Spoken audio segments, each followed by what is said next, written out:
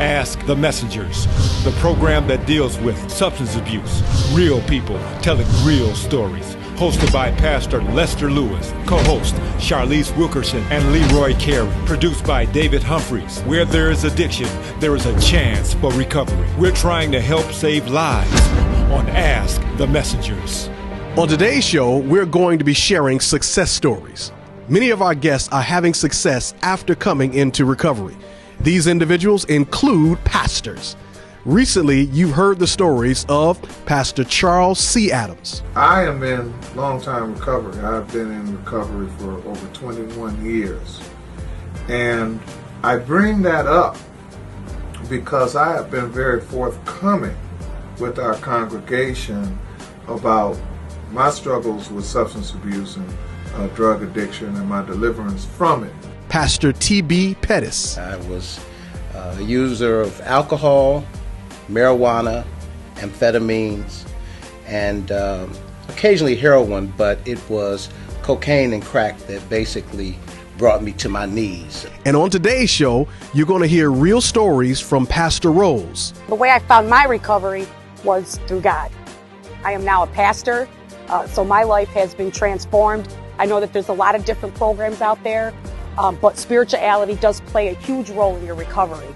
I now preach in a lot of the housings. I help the women, have faith in their recovery, meditate, in verses, meditation, prayer, and just get right with God.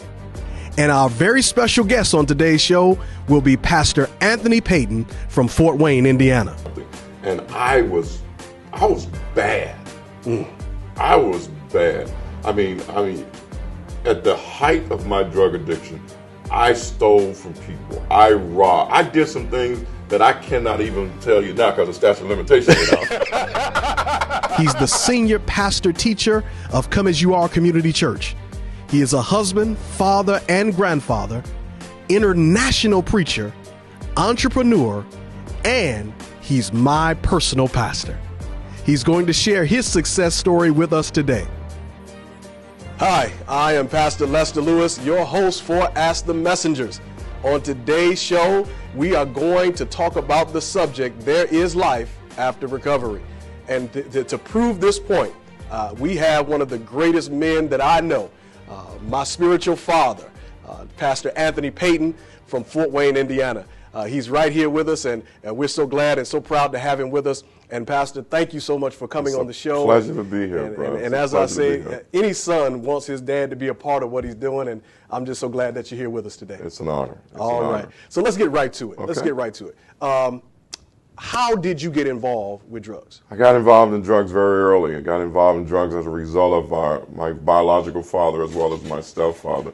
A drug life that started off with alcohol, that moved through alcohol to marijuana to heroin and cocaine and anything I could get into a needle to shoot it up. I started off selling drugs, and then I became my very best customer.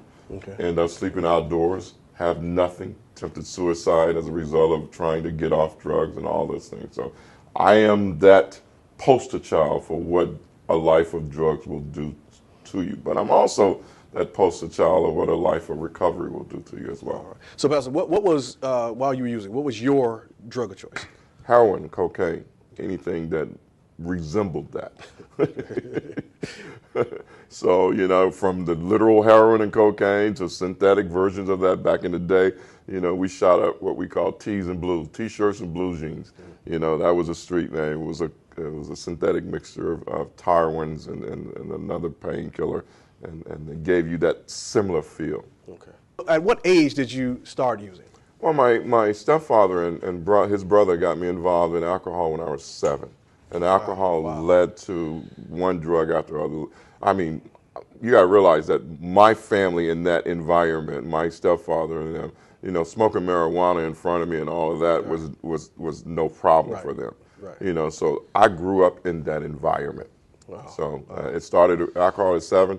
Subsequently, they would have their jazz parties and smoke marijuana, and they would be in a room somewhere, and I'd sneaked in and got my own joint from theirs and did the same thing. So, 7. All right.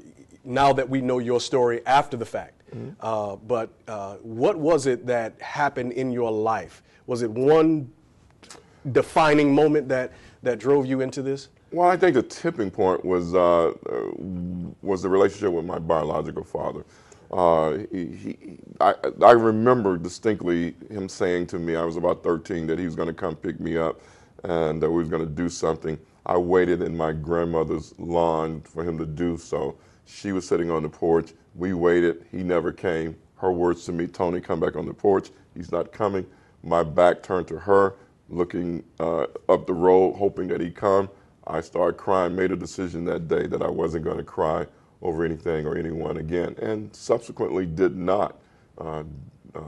Never found anything to cry about until it was time for me to stop doing what I was doing. Okay, all right. Well, now, also in your story, you share this and you share it wherever you go, that there was a point where you tried to take your life. Took a 3cc syringe full of synthetic heroin and cocaine, went into an old abandoned house on Corrick Street in Fort Wayne, Indiana, shot it up.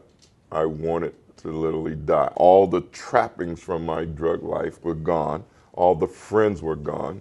And so I took this 3cc syringe full of synthetic heroin, went in that house, shot it up and wanted to die. Wasn't long after I shot it up that I really did realize I didn't want to die. Right. Put my face in that floor, that old abandoned house, and asked God to come in and take the desired drugs away from me. So what turned it all around for you? What caused you to say, you know what, I need to get on the right track? So I went from an abandoned house asking God to take the desire away from me to a jailhouse where I couldn't get it. You know, that's how God answers prayer. God answers prayer in peculiar ways, you know. And so I'm sitting there with this 8 years I'm looking at, and I look back on it, and it was the best thing that could have happened. Okay. Because at that point, there was a group of Gideons, the people that put the Bibles in the hotel. Yes. They would come to the jail, and so I had some street cred that I was there. So I waited behind after about 3 weeks and asked this Gideon about what did he mean about being born again. He took out a red Gideon Bible that I own today and led me to the Romans Road of Salvation, and that's where I was saved in that jail. And that was a part of that continuum of getting me free. Right. I was tired, but I needed help on how to stay tired. Right. Now, Pastor, you bring up a very important point, because one of the things that we certainly hear on the show, Ask the Messages, and certainly what the programs such as NA and other programs that help recovery, they talk about, you know, that you can't do this alone. Yeah. That there has to be a community of people or individuals that care about you. So there was obviously someone who cared about you enough to kind of help you through this process. Was there an individual that you can kind of point to say, this gentleman here or this woman here helped me? It was Buck Mann, the Gideon. Buck Mann. You know, I mean, he put everything on the line for me. He was a Gideon, but he was also a Southern Baptist deacon for a Southern Baptist church in Mississippi. Now think about this. He was a white guy in Mississippi going to the jail, and he took a vested interest in me getting clean and staying clean and knowing the Lord. So much so that when I made that decision for the Lord, and after about 3 additional weeks of him seeing me and that, he got 18 of his friends that he knew, businessmen in the community, to sign a petition to take it before the judge and ask the judge to turn me over to them so that they could disciple me and they could mentor me. And the judge in Mississippi turned me over to them. Now I had probably been waiting to get this 8-year bit in jail. You know how we sit in jail. Yeah. I probably had been in jail about 8 months waiting to get 8 years. You know, and he took this petition with all these businessmen that he knew, that knew him, didn't know me, and he says, I believe that Tony is real. I want to help him. And the judge turned me over to them and let me out of that jail. And that old man in Mississippi waited for me, and his wife waited for me when I walked out and asked me, did I have a place to stay? I had a place to stay, but for the next 3 years, he discipled me. He became the dad I never had, and neither my biological or my stepfather. All right. Well, Pastor, the story is obviously getting good, and y'all, so don't go anywhere, because listen, he's really going to share some things that happened after all of that, and how his life has changed. So don't go anywhere. We'll be right back with Ask the Messengers. The way I found my recovery was through God. I am now a pastor, so my life has been transformed. I know that there's a lot of different programs out there, but spirituality does play a huge role in your recovery. I now preach in a lot of the housings. I help the women, have faith in their recovery, meditate, in verses, meditation, prayer, and just get right with God, and God can take off all that struggle off of you, all those burdens. He can cut off toxic relationships, because it's not just the drug that you're addicted to. The addiction comes through relationships, because you have to transform all of it. You can't hang out with the same crowd no more. And then you have to learn that peaceful life. It's actually a learning tool. You can't just go from dramatic drama, hustling this, to bam, having a peaceful life. You don't even know what to do with peace if it's handed to you. That's something you have to go through the process of being grateful, and changing your whole lifestyle. So, and there's no explanation more than God. I mean, I've been through more than one thing. I've been through spiritual things too. And then I stepped up to my purpose, and now I'm trying to help others get their recovery, through spirituality. April is Alcohol Awareness Month. This year's theme is Changing Attitudes. It's not a rite of passage. For more information about the impact of alcohol and other drug use and what NCADD is doing to help, visit our website at www.ncadd-detroit.org, where you can also donate to our organization and help save a life. Or better yet, stop in our office, which is located right in the very community we serve at 2400 East McNichols, Detroit, Michigan. Thank you for calling the Lob Law Firm. Injured? We can help. Call the Lob Law Firm today. Call for free consultation. 855-HELP-YOU. Millions of dollars have been recovered. No recovery, no fee. Over 40 years experience. Don't trust the insurance adjuster. The insurance adjuster works for the insurance company. But we work for you. Call today. 855-HELP-YOU. That's the Law Firm. And remember, your choice of lawyer makes a big difference. Looking for a rewarding career in healthcare? Enroll now at Odyssey Educational Center. Become a certified nurse and assistant by taking our 3-week program, or enroll to become a hemodialysis technician in our 10-week program. We offer day and evening classes, free child care, ages 6 weeks to 5 years old. Payment plans and financial aid available. Plus, we are a Michigan Works affiliate. Enroll now at Odyssey Educational Center. Area code 313-341-7512. Your new career begins at Odyssey. We'll be right back with more of Ask the Messengers. I'm Artesia Washington, and I'd like to welcome you to Irvine Head Injury, where restoring you to your previous level of functioning is our goal. We offer services such as physical therapy, occupational therapy, speech and language pathology, aquatic therapy, massage therapy, and counseling. An automobile accident is an unfortunate event. If you feel that you or a loved one can benefit from our services, you can be reached at 248-415-2500. We look forward to hearing from you. God's World, a Detroit institution at West 7 Mile in Schaefer, says get them while they last. The Old Bombers 2017 commemorative calendar is going fast. Get your church supplies, communion cups, tithe envelopes, Bibles, inspirational books by top authors. Call in your orders at 313-862-8220. Shop online at godsworldsuperstore.org. God's World, for all your inspirational needs. Hi, my name is Brenda Owens. I work at Greenfield Hair Collections, and I love doing hair. I've been doing it for almost 30 years now, actually. And I do a little bit of everything. This style right here is pin curl. This is my weekly client, Lenise, short and sassy. She just got a fresh haircut last week.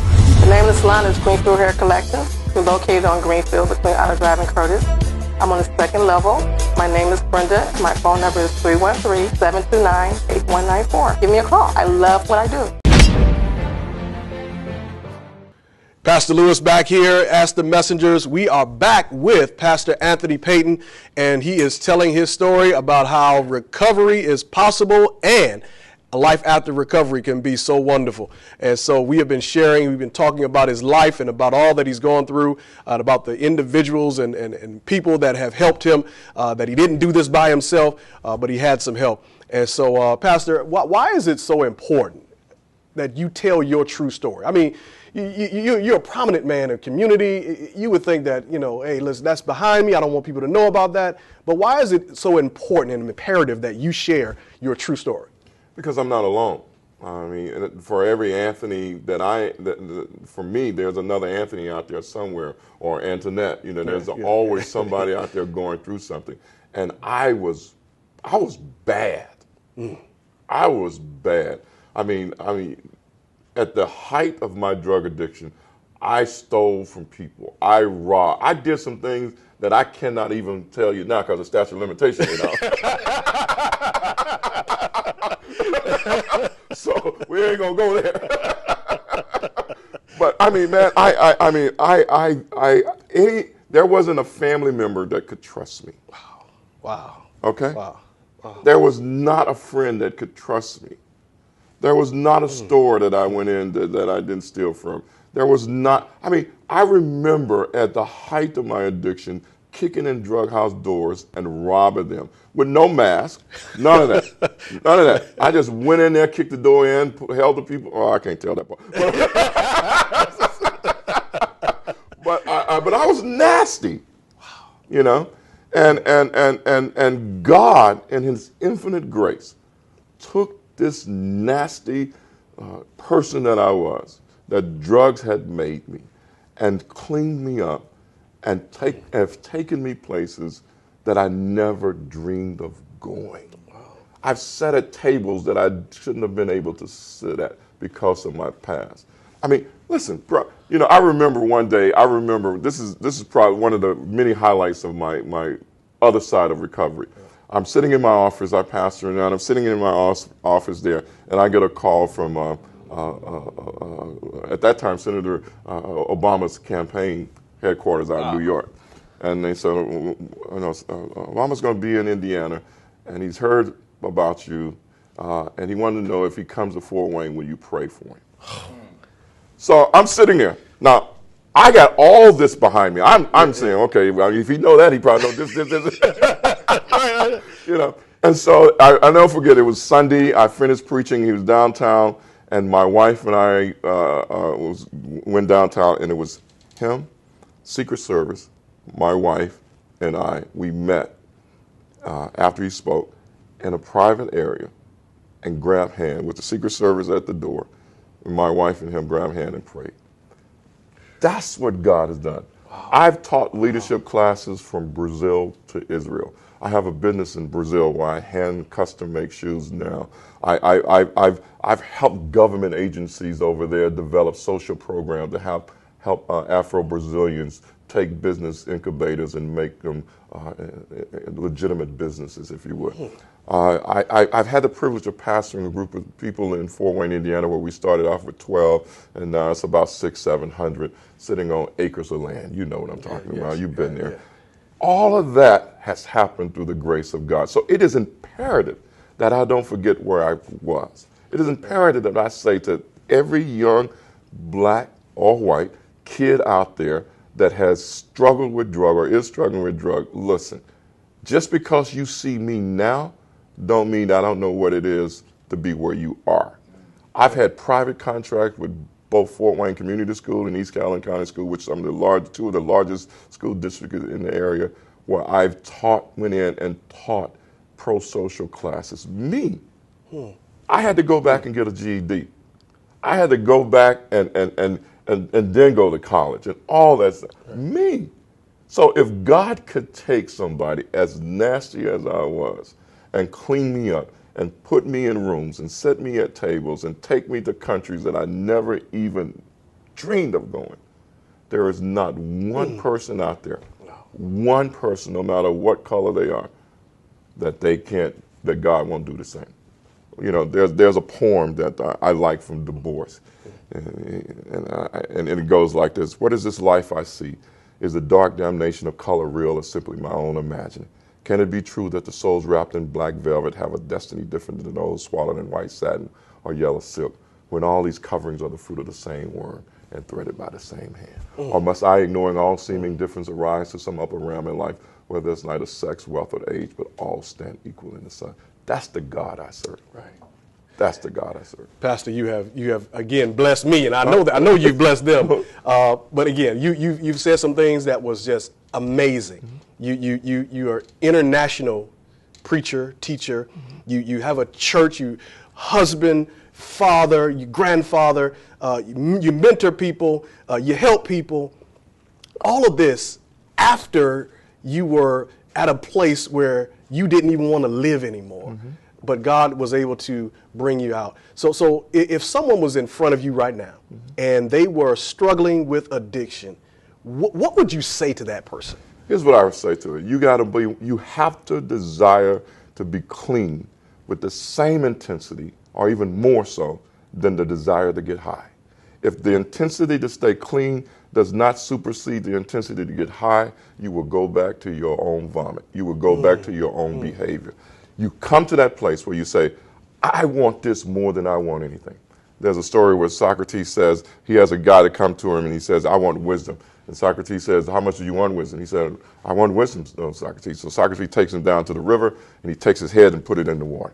And he's down there for 3 seconds. And Socrates put him, what do you want? I want wisdom, Mr. Socrates. I want wisdom. Socrates takes his head and put it back in the water. 30 seconds, 40, 60 seconds. What do you want? I want wisdom. Socrates takes his head, put it back in the water, and he's down there 2 minutes. And he pulls him back up. He says, what do you want? I want to live. I want to breathe.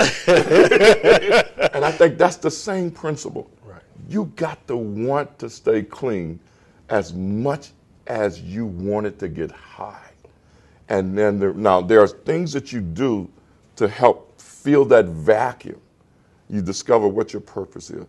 You hang around people that can shift that paradigm, right, that can show you that you never saw, right, that believe in you. You connect with people that see things in you that you never seen, and they help you fill that vacuum. And then as a result of that vacuum being filled, you find you have another life that's done center around drug and alcohol, right, and drug and alcohol behavior. Right. The easy part for me was just stopping the use, believe it or not. The hard part was the lifestyle that I was accustomed to as a result. Right. You know, and I had to say no to some people. I had a friend say, man, I picked up cans. I went from hotel rooms with room full of money to sleeping outdoors to picking up cans on the post side of my recovery. And I had friends say, man, what are you doing picking up cans? I'll front you a package. Pay me back when you. I said, no, I don't want that. I'm done. I'm out of here. That's the intensity you got to have. Right. Listen, we're going to go to break, and man, I'm telling you, I'm locked in, and I know you are too. This has been a great segment and great time that we've been spending with Dr. Payton. We're going to come back with some final words that he has for our audience. Stay tuned. We'll be right back with more of Ask the Messengers. April is Alcohol Awareness Month. This year's theme is Changing Attitudes. It's not a rite of passage. For more information about the impact of alcohol and other drug use and what NCADD is doing to help, visit our website at www.ncadd-detroit.org, where you can also donate to our organization and help save a life. Or better yet, stop in our office, which is located right in the very community we serve at 2400 East McNichols, Detroit, Michigan. I'm Artesia Washington, and I'd like to welcome you to Irvine Head Injury, where restoring you to your previous level of functioning is our goal. We offer services such as physical therapy, occupational therapy, speech and language pathology, aquatic therapy, massage therapy, and counseling. An automobile accident is an unfortunate event. If you feel that you or a loved one can benefit from our services, you can be reached at 248-415-2500. We look forward to hearing from you. Welcome, Judge Mathis. Thanks for coming to share an important message with the Wayne County taxpayers. Well, thank you for allowing me to help. You know, most of my life I was a resident of Wayne County, and so I'm here to help because Treasurer Shabri wants to work with Wayne County homeowners to keep families in their homes and prevent foreclosure. If you're having trouble making your property tax payments, let us know. We have many resources to help. Take the first step towards staying in your home by going down to the Wayne County Treasurer's office on the 5th floor of the International Building in Greektown. Stop by today to learn more about our payment plans and especially the newly extended interest rate reduction program. Already in the payment plan? It's important you stay in good standing. Making property tax payments is now easier than ever. We have placed payment kiosks in Rite Aid stores and community centers across the county. We've also added kiosks in our offices. Contact us at 313-224-5990 or email us at textinfo@waynecounty.com. Looking for a rewarding career in healthcare? Advantage Living Center has partnered with Odyssey Educational Center. Upon completion of your CNA program, immediate employment is available. AMG has homes on the east side and west side of Michigan, as far as Armado and Battle Creek. So come be a part of our team. Enroll now at Odyssey Educational Center. Become a certified nursing assistant by taking our 3-week program, or enroll to become a hemodialysis technician in our 10-week program. Your new career begins at Odyssey. 3, 2. Welcome back. This is Ask the Messengers. I'm Pastor Lester Lewis, and man, what a conversation we've had today with my pastor, Pastor Anthony Payton from Fort Wayne, Indiana. And my goodness, we've had just such a wonderful time, and it's great having you on the show, Dad. It's a pleasure to be here. I appreciate you so very much and sharing your story, even though I know it. But man, it blessed me every time I hear it, and I'm sure that you've blessed those individuals who have witnessed it today. So I just want to thank you for being on the show. No, let me thank you and thank what you're doing and the people behind this, because I think that, drug addiction is such an intense addiction and an intense lifestyle for so many people that we have to make every effort we can to change lives. And programs like this, where people may not never use drugs, but they hear this story like this, and they're able to contribute to something that helps people that may see this at 12 o'clock in the morning, at 1 o'clock in the morning. They see this and they're inspired, and just one word can change their life. So I feel like this is a part of contributing back for me. Right. It is a part of that, and I pray that people in general see the value in what you all are doing and also contribute. Well, thank you, Pastor, again for being with us. And listen, just as Pastor said, we cannot do this by ourselves. Our whole motto here at Ask the Messengers is we are trying to help save lives. Mm-hmm. And every life that we save as a result of this show is a valuable life. And so if you will in your heart just look at what it is that you can sow to help us continue to bringing great programming such as this and information. This has been something that you could share with an individual and it could change their lives. And so would you consider sowing and becoming a partner with us in the effort to help save lives? The information is there on the screen. Listen, as small or as large as you got, we appreciate it all. But we certainly want you to know that everything you give will help us save lives. Listen, I'm Pastor Lester Lewis, and I've had Pastor Anthony Payton here on the show with me today, and we just want to thank you so much for tuning in to Ask the Messengers. Tune in next time. We've got more information as we try to help save lives. For help, contact the Substance Abuse and Mental Health Services Administration National Helpline at 1-800-662-4357 or visit their website, www.samhsa.gov. And please like and follow us on Facebook. We also invite you to attend our 12-step program meetings every Wednesday, 5 p.m. to 7 p.m., and every Friday, 10 a.m. to noon at the Greater Love Christian Center, 18400 Schaefer in Detroit, Michigan.